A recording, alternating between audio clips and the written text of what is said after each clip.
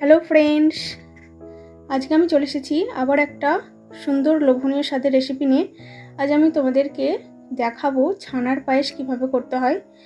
এই পায়েসটা খুবই খেতে সুন্দর হয় নর্মাল পায়েসের থেকে। চলো তাহলে দেখে নেওয়া যাক আমি কিভাবে রেসিপিটা বানাচ্ছি। প্রথমে আমি নিয়ে নিয়েছি 2 লিটার লিকুইড দুধ, 1 কাপ পরিমাণ চিনি, কাজু বাদাম আর 4টে মাঝারি সাইজের এলাচ আর কিশমিশ। এবার নিয়ে নিয়েছি ছানা কাটানোর পাউডার। এইগুলোই আমার এখানে লাগছে পায়েস বানানোর জন্য। প্রথমে আমি একটা পাত্রে 1 লিটার দুধ নিয়ে নিলাম, আবার একটা পাত্রেও আমি নিয়ে নিলাম 1 লিটার দুধ। এবার যেই পাত্রে আমি ছানাটা ফোটাবো সেই পাত্রে দুধটা তোমরা দেখছো খুব সুন্দর ফুটে উঠেছে। ফুটে ওঠার পর এবার আমি এতে দিয়ে দেবো 2 চামচ পরিমাণ ছানা কাটানোর পাউডার। এটাকে ভালোভাবে মিক্সড করে নেবো দুধের সঙ্গে, যাতে ছানাটা খুব সুন্দরভাবে কেটে যায়। এইভাবে 2-3 মিনিট নাড়াচাড়া করার পরেই আমার ছানাটা খুব সুন্দরভাবে তৈরি হয়ে গেছে।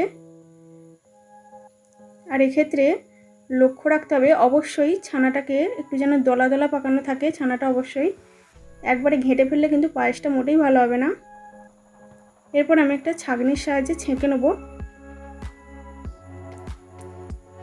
এরপর একটা চামচের সাহায্যে এভাবে চেপে চেপে আমি জলটাকে ভালোভাবে ঝরিয়ে নেব, নাহলে মোটেই পায়েসটা ভালো হবে না। এরপর যেই পাত্রে আমি পায়েসটা করব সেখানে দুধটা একদমই 1/2 লিটার হয়ে এসেছে।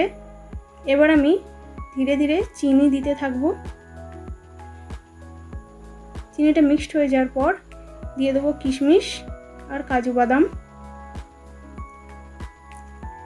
এটা কিছুক্ষণ ফুটে আসার পর এবার আমি ছানাটাও দিয়ে দেবো আর হালকা হাতে এটাকে দুধের সঙ্গে আমি মিক্সড করে নেব। আমার রেসিপিটা একদম রেডির পথে। এটা ভালোভাবে মিক্সড হয়ে আসার পর এবার আমি দিয়ে দেবো এলাচ গুঁড়ো। এটা আমি আগে থেকে করে রেখেছিলাম। এক্ষেত্রে এলাচটাকে অবশ্যই গুঁড়ো করে নিতে হবে, তাহলে খুবই ভালো টেস্ট হবে। এলাচ গোটা দিলে তেমন একটা ভালো হবে না। আমার রেসিপিটা একদম রেডি হয়ে গেছে। আমার এই রেসিপিটা যদি তোমাদের ভালো লেগে থাকে অবশ্যই লাইক, কমেন্ট, শেয়ার করবে। আর আমার চ্যানেলটাকে প্লিজ তোমরা সাবস্ক্রাইব করবে। আবার দেখা হবে অন্য দিন অন্য কোনো ভিডিও নিয়ে। তো আজকের মতো টাটা, বাই।